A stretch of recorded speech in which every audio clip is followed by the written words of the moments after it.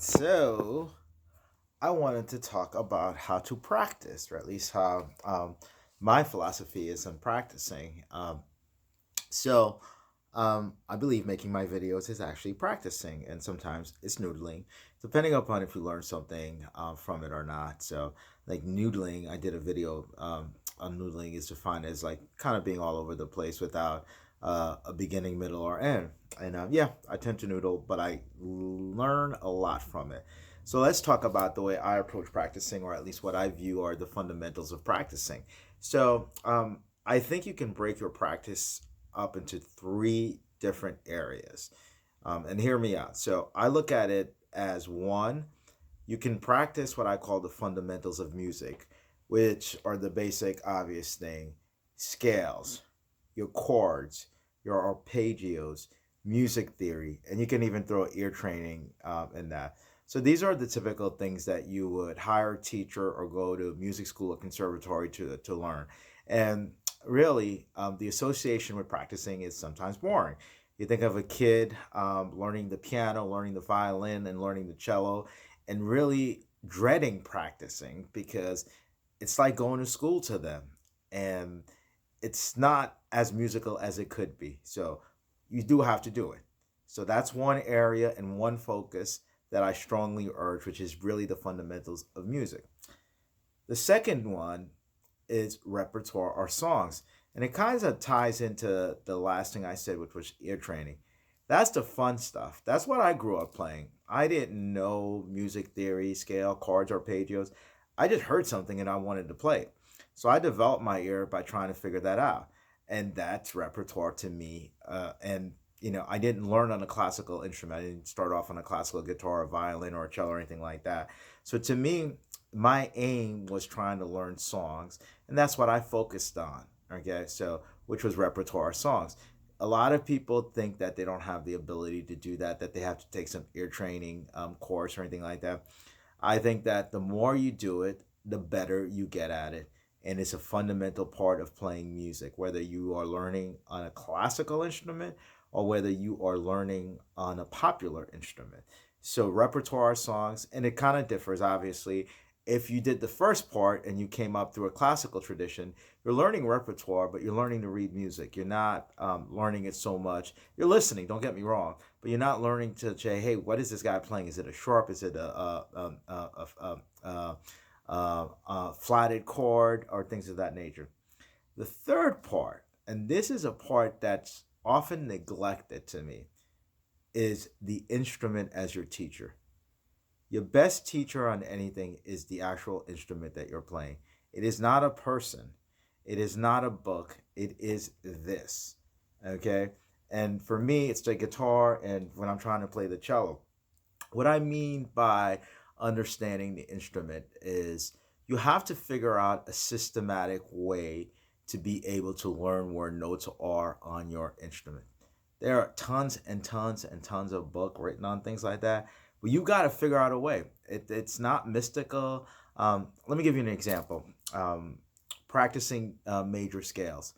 One of the challenges with music theory, or I should say, one of the challenges with guitar, is that the notes repeat itself.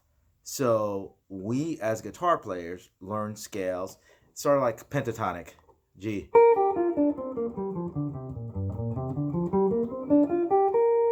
So what does that do? It gives us a position playing within that. And it doesn't treat it like a piano, and you're not learning it across. You're learning it up or down, which makes you feel very comfortable. So when you're playing a blues or anything like that, you learn to do that. But you're never really learning the instrument when you try to approach it that way. So for example, the same thing, let's take a major scale. You're taught a major scale, and it's a G major scale. First octave, second octave, ending on that. So then somebody might teach you the theory that it's G A B C D E F sharp G A B C D E and so on and so forth. So that's like the first part of it. Now, what I mean by approaching it to learning the instrument is there's all these notes in between, and you can learn certain things Like for example, with the G major scale, trying to play it in say across the fingerboard as opposed to just up and down. You can take the first octave. That's an F sharp right there. Then go to the G, second octave. Second octave, third octave. I messed up there. So, what does that have in common? It's actually the exact same fingerings in all three octaves. So if you look at it, so the middle finger is always your root.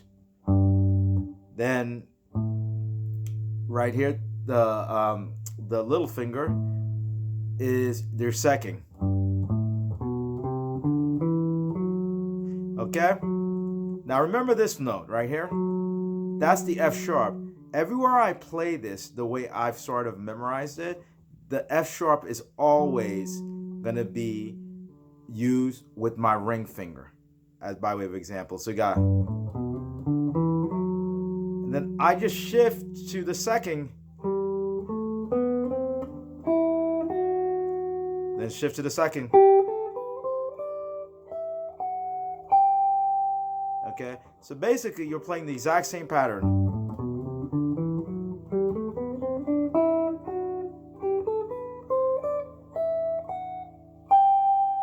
Okay, so all that is learning a pattern, but you're moving across.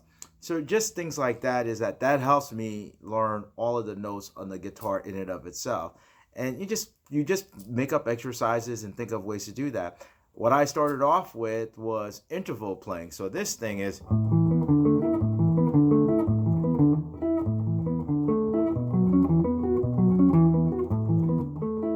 so Joe DiArio used a lot of intervallic playing and things of that nature. And all it is, it's I've learned.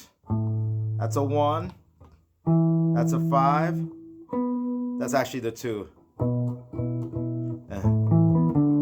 So 1, 5, 2, 1, 5, 2.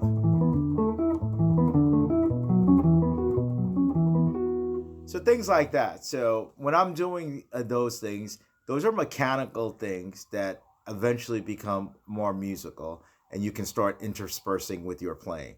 So again, just to reiterate, the way I view practice as a long video is really work on the fundamentals of music.